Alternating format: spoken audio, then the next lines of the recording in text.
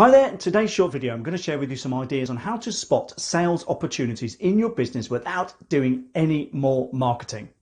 Okay, so about these sales and marketing sales opportunities in your business. Right, I want to tell you a couple of stories to set a bit of context here.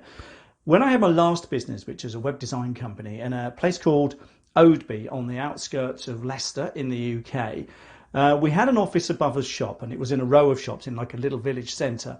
And across the road was a shop that sold gifts and stuff, nice, pretty stuff. And I went over there. I was looking for a box to put a t-shirt in for a client as a gift for sending us a referral. And so I went over there. I found this box.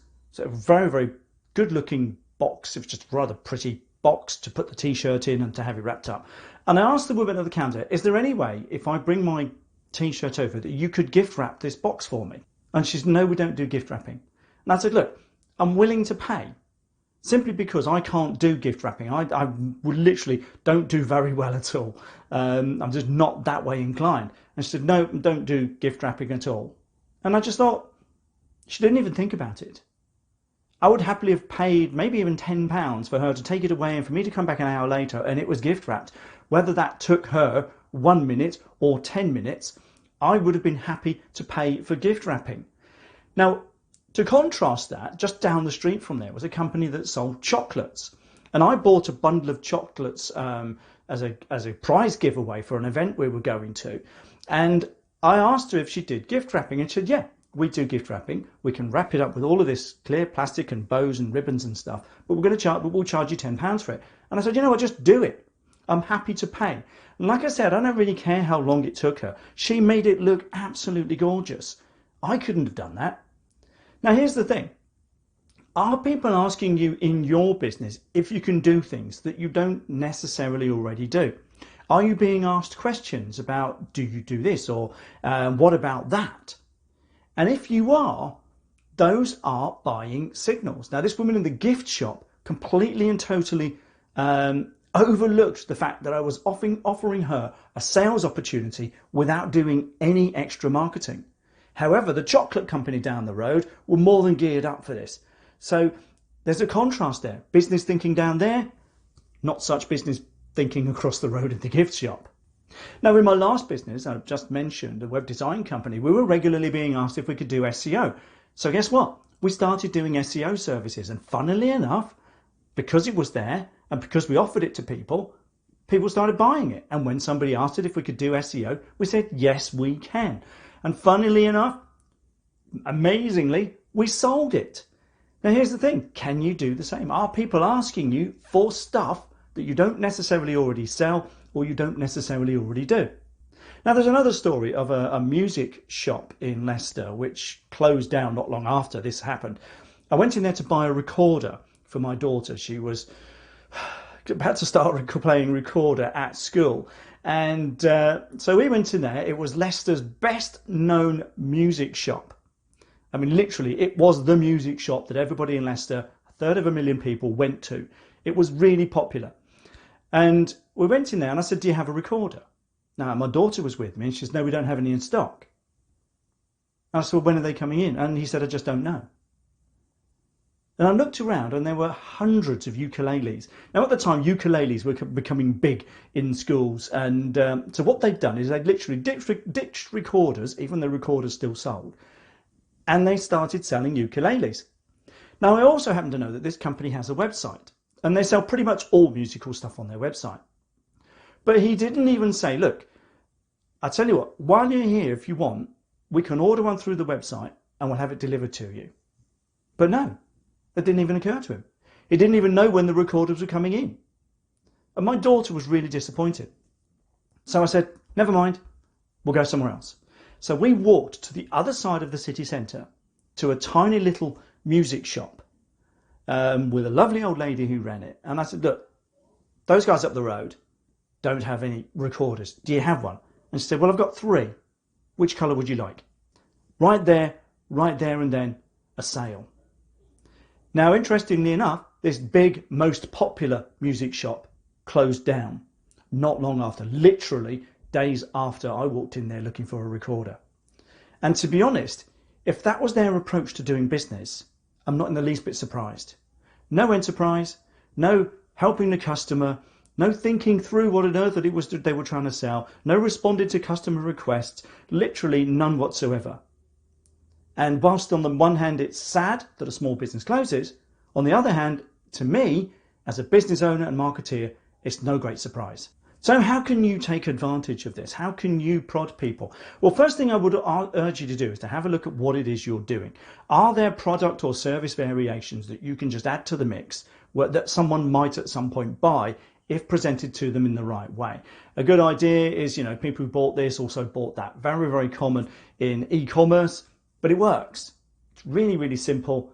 You're just literally giving people an option to buy something complementary. And complementary services and products are really, really good. Like I said, with the SEO and web design, they kind of go hand in hand. When people started asking us for SEO, we looked at it, we packaged it, we sold it. We didn't sell it every single time with every website, but we sold it regularly enough to make it worth our while it being there. Another thing you might want to look at is whether you're doing stuff for clients that you're doing that you're not actually charging for. One of the things we realized with the web design company is that we were doing lots and lots of little jobs for clients. So after a while, we started saying to clients, look, yeah, we can do that, but we're going to charge you for it. We won't send you a bill until it gets to an hour. We'll charge you for the time, but we won't send you a bill for just 10 minutes worth of work. But we will at some point charge you for the work. And to be honest, most people were happy doing it, because if it was stuff on the website, most business owners are not website people. They don't get it. They don't want to do techie stuff. So it was almost easy money. Stuff we were doing anyway, we started getting paid for. And it made people think a little more about what it is they were asking us to do. Because to be honest, a lot of this stuff they could have done for themselves. So we created a training website with all sorts of how-tos on there, which helped so people could become a lot more self-sufficient. Now you might think, that's not great customer service. But what we were doing is we were actually helping our clients become that little bit more independent. We were also helping us because we were being distracted a lot less by little tiny interruptions. And also we were providing a better service because people took what we were doing a lot more seriously, because if they wanted us to do the work, they would end up paying for it. And we gave them a choice. Look, we can charge you for this, or there's a training website over there which shows you how to do it for yourself. What would you rather do? And we found that to be a great way of doing it. It literally meant that we kind of got more time on our hands, because we're either getting paid for it or people doing it for themselves. It worked well for us. Can you do something similar?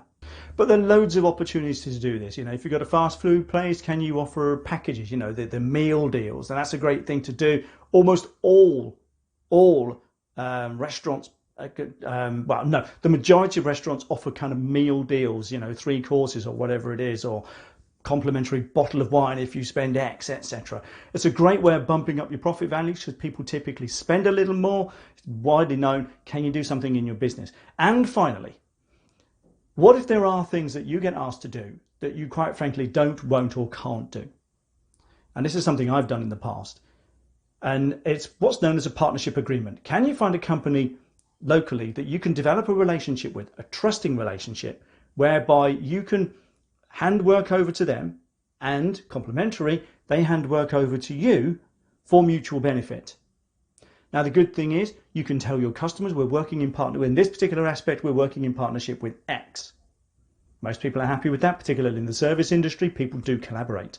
But what you don't need to tell your customers, unless you're in financial services, in which case you're legally obliged to say, you don't need to say, we're actually getting paid for this arrangement. You're not obliged to tell people unless there's a legal requirement to do so. But the cool thing about it is it broadens out your service offering. Even if you're not able to do the product yourself, you're able to work with complementary businesses who may or may not pass work back to you in return for the same arrangement. But it also means that you're providing a more comprehensive package to your customers. So lots and lots of things to think about there. Yes, there's an awful lot to this, but what you'll find is there are always ways of making more sales in your business that aren't always necessarily obvious. I remember in 2016, we sat with our business coach at the time, Paul Chapman, looking for ideas to expand out our offering and boost sales. And we came up with 10 ways with no extra marketing.